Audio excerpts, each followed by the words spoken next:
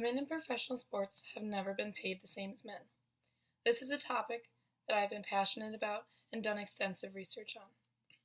It is time to start addressing female athletes on their performance and their skill rather than their appearance and personal life, and most importantly, it is time that they got paid equally. Today I will be talking about sexism in the media, economic differences between men and women, and how we should fix this issue.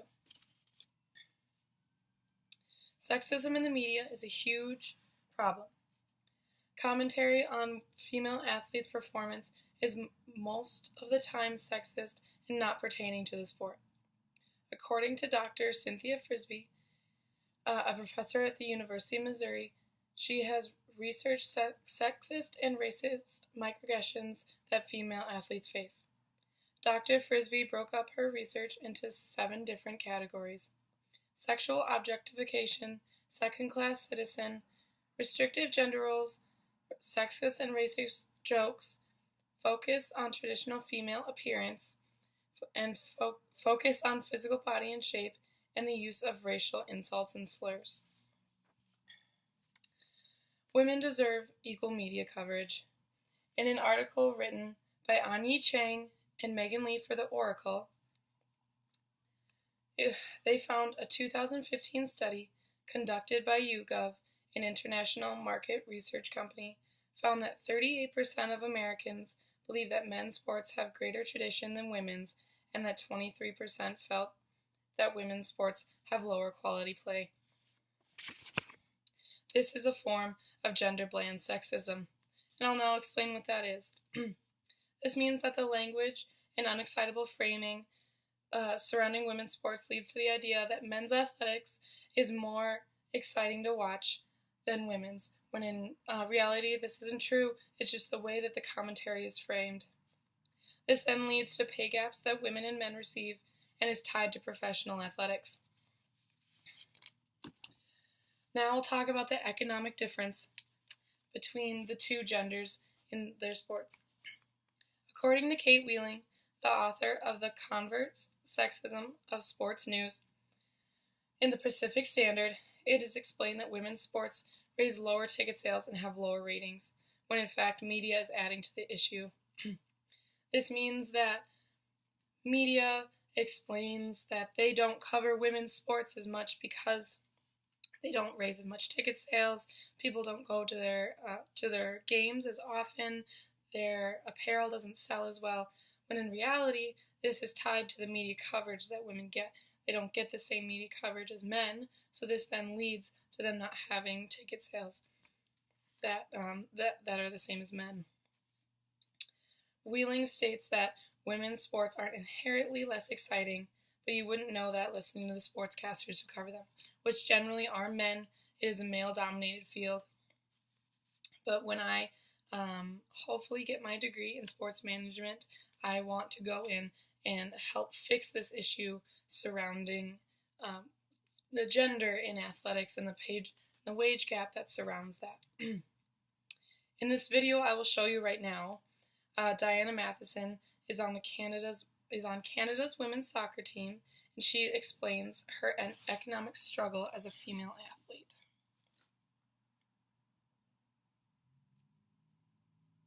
University, played soccer, and then after that I've been a full-time soccer player. What that looks like for us is a lot different for men and women, obviously. The Canadian team is one of the top teams in the world. We have a lot of great players in the top leagues, but that doesn't mean we're making millions. We're playing for a team during season, but then in off season, a lot of us stay with our parents. We don't necessarily have our own place. We're very nomadic, and we kind of just get by.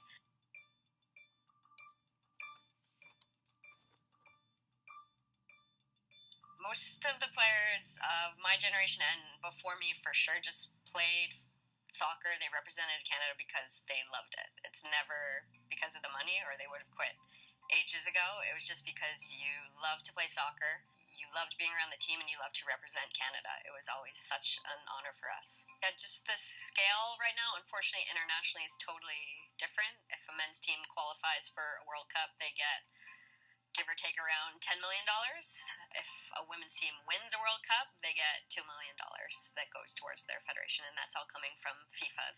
the game's definitely growing. Since I've been playing on the national team over the last 10 years, it's light years ahead of where it was when I started. The pay's getting better every single year, but there's obviously still a gap, and it's a gap we're hoping to start closing. But we need so much more support. I'd say mostly from businesses, from corporate Canada. We need more sponsorships. It's so much smaller on the women's side of the game than the men's side, even though the Canadian public knows who we are as much as men athletes, I think, at this point. And professional environments. We need businesses to step up and put in some money for some pro teams in Canada so we can watch women play at home, and kids growing up can watch them play as well.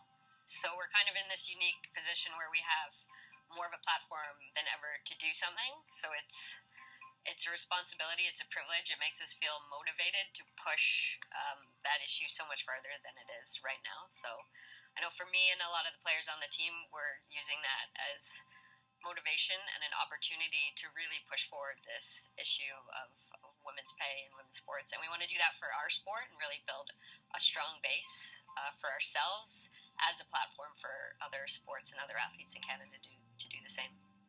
Yeah, being a soccer player is obviously a full-time job. We're out there training every day. Okay. So that was Kate, no, that was Dana Matheson, and she does play for Canada, which just, again, shows that this is a global issue.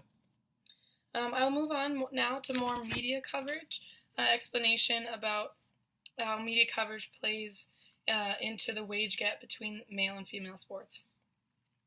According to Kate Wheeling, stated in 2014, SportsCenter segments about men's sports were roughly twice as long as those about women's sports.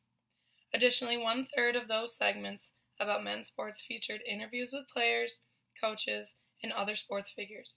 None of the segments on women's sports included interviews with such personnel. So this just again adds to the point that the media play a huge role in the wage gap. According to female athletics and male athletics, men get way more coverage, so then they get higher ticket sales and awarded way more money.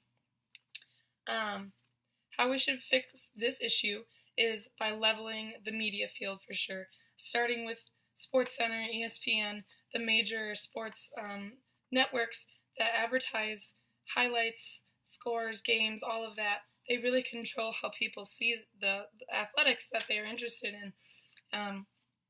So leveling this, first of all, getting more women sportscasters so they can fix the gender-blind sexism, and then also teaching men what gender-blind sexism is so that we can address that issue as well.